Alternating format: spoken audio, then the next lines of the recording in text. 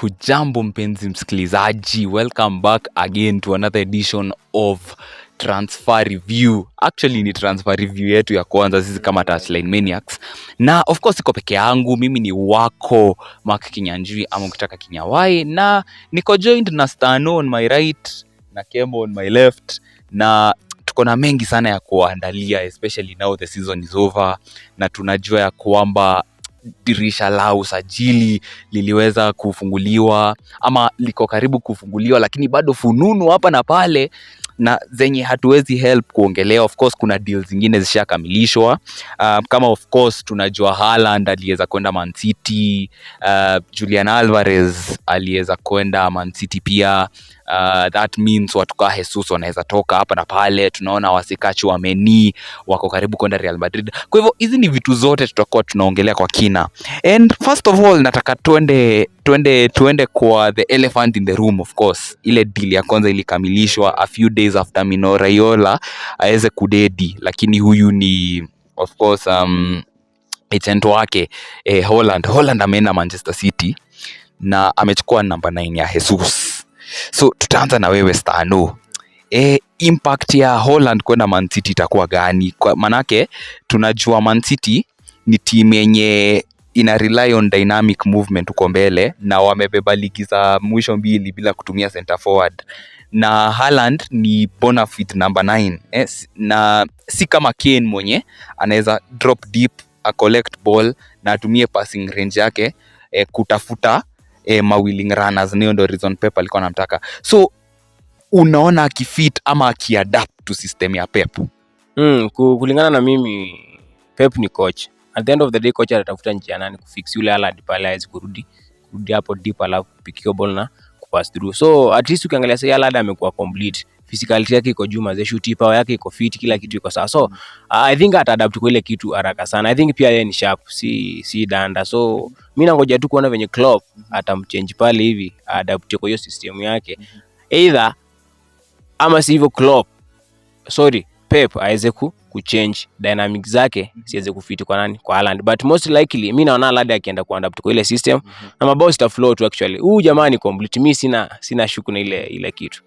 Unasema ule mzamani complete, lakini unajua complete one long ball sijui how many matches in the Bundesliga hii season, na unajua Manchester City ni all about dynamic movement na passing range unaona we kulingana na unaona ata-adapt tu vizuri tu na mabao tu zitakuja tu regardless, kwa sababu wako na serial creators nyuma yake tu. Ukiangalia KDB, ukipima KDB anapimanga, mnajua I think akipima ule Haaland pale finish yake tu iko juu, huyu jamaa atafunga mabao, dynamics ata change. I think sasa ameanza kuelewa ile game. I think hata sasa ana watch clips mingi za Man City. I think anajua task yenyewe kombe mbele yake. Lakini ukiangalia mtu ako nyuma kama KDB, akina Bernardo pale, akina Mahrez pale, automatically ule jamaa atapata mabao. Mabao itakuwa.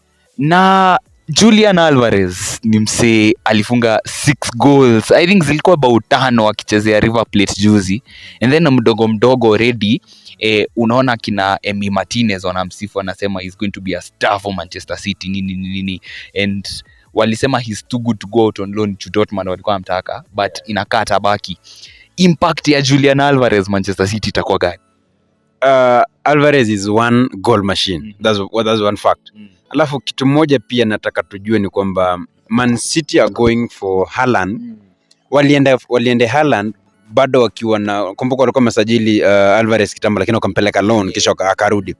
Imebidi arudi because he's too big for that.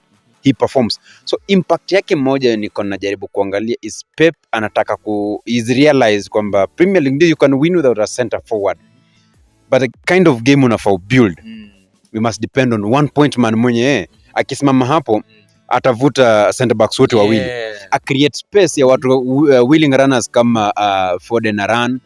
Alvarez akikuja, and most probably may happen, Alvarez on left, Foden right, Holland katikati. That is space. Hiyo wanakumaliza. That is msa kivuta center backs wawili, umebaki tu na left back na right back.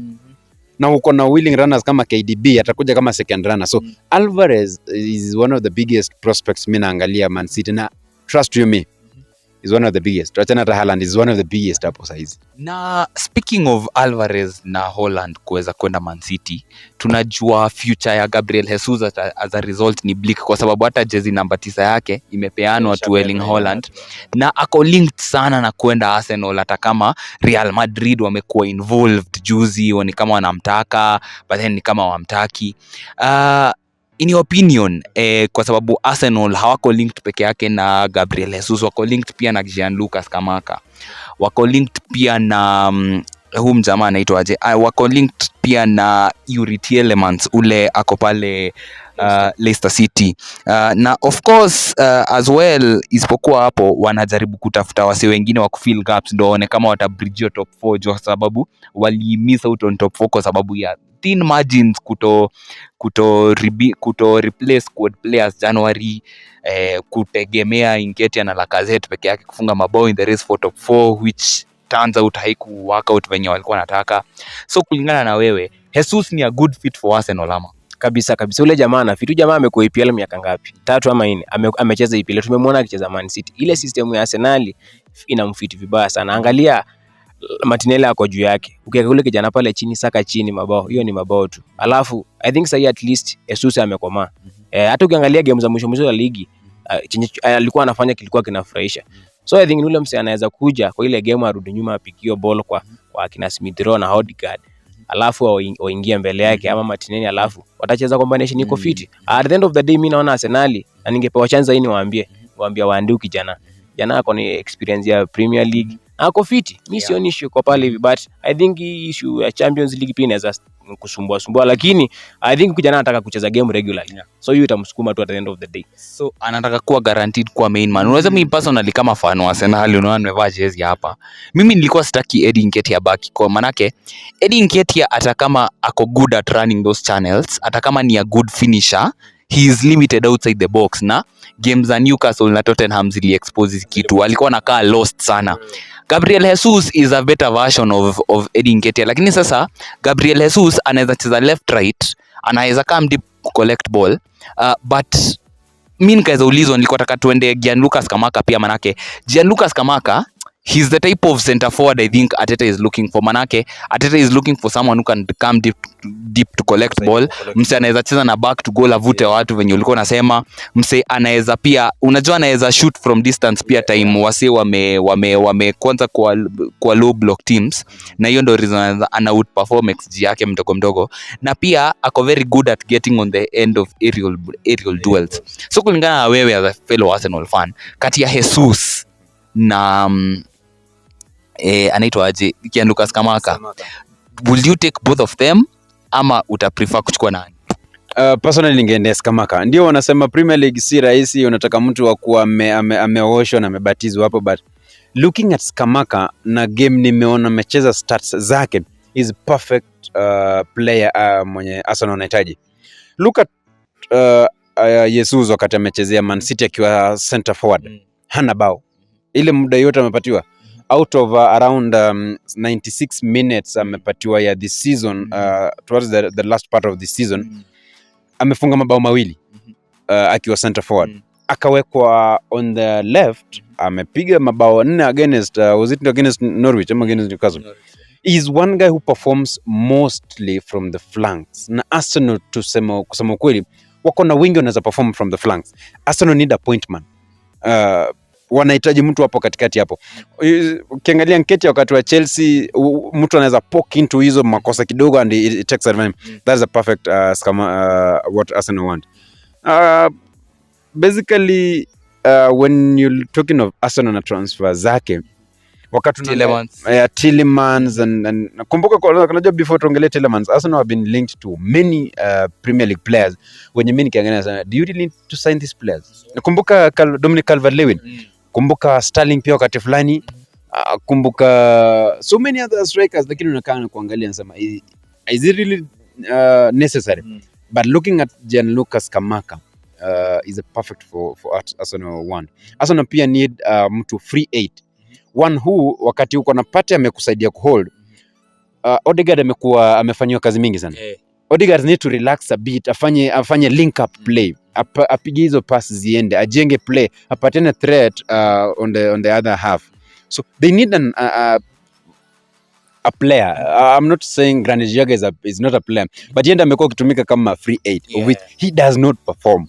Arsenal needs a Youri Tielemans guy, mtu Tchouameni, but now he is gone, they just have to go for that. Ongepata Conor Gallagher pia angekuwa mchezaji mzuri, but saa zingine unaangalia wakati unataka kubuild team, uko na watoto tu hapo, Conor Gallagher na ufupi, uko na Smith Rowe na ufupi, Odegaard pia mfupi, so saa zingine just get mtu akona experience kidogo. Kweli kabisa. Of course, moving on from Arsenal, tutaenda pale Chelsea. Kwanza tutaenda pale Barcelona. Barcelona, first of all, huyu Robert Lewandowski amesema anatoka Bayern, kwa Diamond anatoka Bayern kwa sababu sijui ana feel betrayed na hizo vitu zote, na anasema he won't accept offers from any other team except Barcelona kwa sababu ni childhood dream yake. Na tunajua Barcelona hawajakuwa particularly on the healthy side of the balance sheets financially. Hata kama wamemanage kuchukua wase kama Frank Kessie na free, wanataka watu kama sijui Marcos Alonso na Azpilicueta on free transfers, hizo vitu zote. Lakini first of all, unaona Lewandowski kama ni a good fit for Barcelona. Okay, najua yeye ni an off the ball striker na ina fit philosophy ya Barcelona, lakini already Barcelona walinunua watu kama Aubameyang January. Mbona asiende team kama Liverpool na wa switch straight swap na Mane mwenye ako linked na Bayern Munich, ama aende Chelsea? Manake Chelsea pia unajua game ya Tuchel ni about to play between the lines na ku play through the press. So I think Lewandowski ako tuna ile kitu, ako hyped kwenda Barcelona. I think sijui anataka kwenda kulink up na Hauba juu kuna time amecheza Dortmund pamoja, ama sielewi ni nini. Juu kiangalia ile squad yao mbele, atakuwa striker wangapi? 5, 4. Juu kuna Hauba, kuna DP, kuna Luke de Jong mwenye alitokeanga Sevilla akakuja pale. Atakuwa I think atakuwa option ya 4. Na pia unaanda ligi yenye hata ujui, but juu anataka tu kuenda, I think ataenda. But at the end of the day, I don't see the Lewandowski mwenye tulikuwa tunaona Bayern, mwenye tuliona Dortmund hizo siku. I don't see Lewandowski. Simuoni in the next msimu. Of course, anaweza enda, lakini I don't see Lewandowski performing pale kwa Barcelona. Sioni hata kidogo. Na tukibaki pale kwenye Chelsea, Romelu Lukaku ni kama anataka kurudi Inter Milan. Na nimesema tu vizuri hapa, Romelu Lukaku is very good with his back to goal. Anajua kurun hizo channels, especially the left hand side, na anajua kuget on the end of crosses kwa sababu umse ni typical target man. Lakini game ya Chelsea ni about playing between the lines na kuplay through the press, na inakuanga instigated vizuri na anaitwa aje, left back na right back wa provide with, na of course kuna huyu Mjerumani Kai Havertz. Yes, na of course ilikuwa bad tactical fit, lakini pia tunajua Rudiger na Christensen wanatoka na free, na Kounde ako very much linked to Chelsea. Kembo, kulingana na wewe, is moving to Chelsea a good move for Kounde? Leave alone for Kounde, Chelsea need the center back.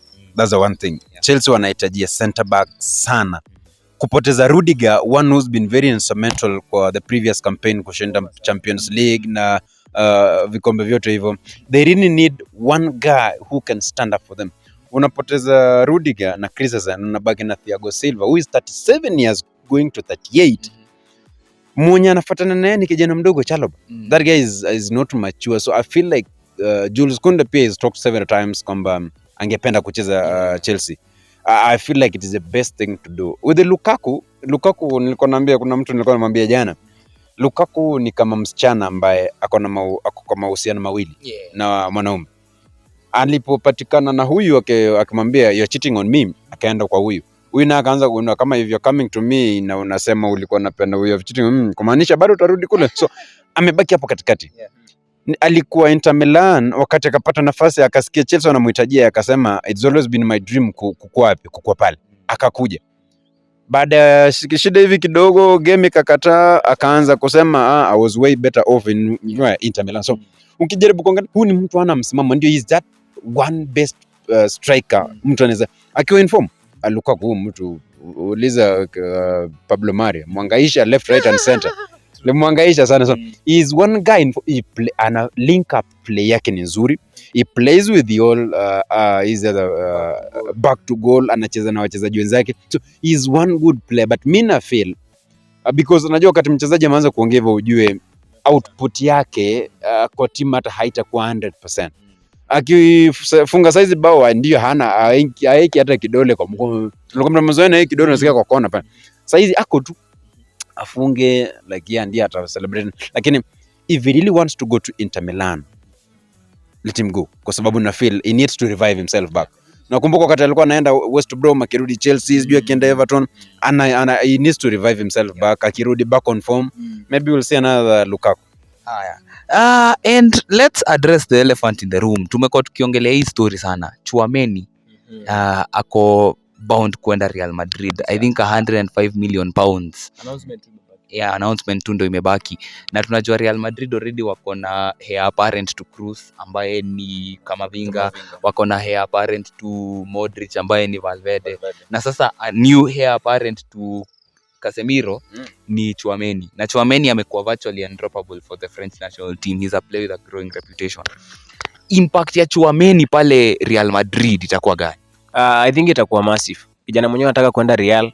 And of late game yake imepanda pia. Ukiangalia game ya juzi ya jana ya France na Croatia na the previous one ya Denmark, kijana alidominate ile mid. Ikakani kama hata kama Pogba yuko in near future, Pogba namba yake imeanza kupotea tu hivyo actually. Alicheza alongside Kounde, of which Kounde ni yule msemo mwenye anaweza kushainisha venye anashinishanga Pogba.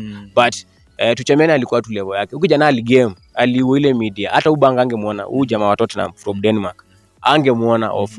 Kuwa anaona kitu. But I think kijana tu ako fiti, wacha aende Real ata game fit. I think impact iko pale hivi, but let's see whether atapata game time. Issue pale ni kupata game time. Anze game apige hata 90 together with Camavinga. Wote ni wa France.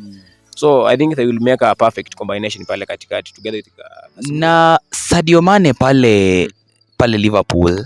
Ni kama anataka kwenda Bayern Munich kwa sababu Bayern wanatafuta replacement wa Lewandowski.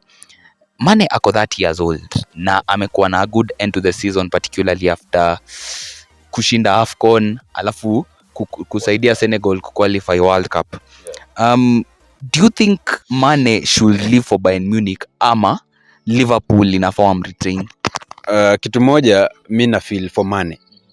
Kuna makaratasi mekuwa ikizunguka kwa mitandao ya kijamii ikionyesha mshahara ambao Mane anapata. Ukiangalia hiyo watu mwenyewe unaweza kuwa agent ambia Mane 2020, kwa sababu ukiangalia impact ya Mane Liverpool na kiwango cha pesa ambacho anapata ni vitu viwili tofauti sana. Secondly, I think there's one thing that imekuwa tangu since 2019, the African King. Yeye na Salah, the African King. So always one of them has to be sacrificed kwenda bench mmoja acheze. To bring in Firmino ama Diogo Jota lazima either Mane or Salah aende, na obvious Salah is it. So mostly inakuwa ni Mane. So Mane ana feel like maybe it's time ajaribu kwingine, besides contract yake is running down, and then bado anataka kuwa relevant. Besides most of his teammates in Senegal 70% wanamwambia my friend ondoka. Yeah.